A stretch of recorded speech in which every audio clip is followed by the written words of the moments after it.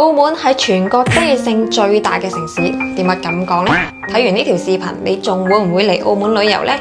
第一，澳門人均收入係世界排名第2，芝麻丁已經拖咗後腿啦。世界上最繁華嘅城市就係我哋身邊，咩新加坡啊、紐約啊，通通都輸俾澳門。第二，澳門係一座用金錢堆積起嚟嘅城市，點解咁講呢？澳門嘅面積好細，所以澳門政府咧想建設用地咧，只能通過填海方式獲得土地。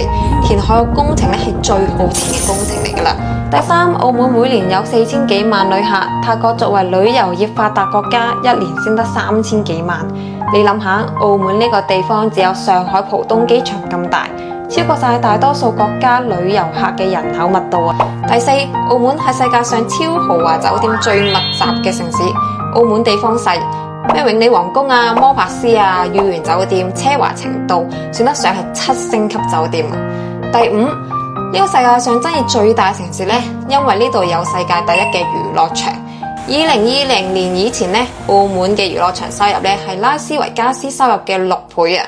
呢度有好多合法嘅場所，成為咗男人嘅天堂、女人嘅銀行。無數人喺呢度呢都係又愛又恨嘅。愛呢度嘅人呢就愛得死去活來，恨呢度嘅人呢恨得撕心裂肺。呢度係我成長嘅地方，我愛澳門，呢度俾咗我好多美好嘅回憶。呢度有冇你哋嘅回憶呢？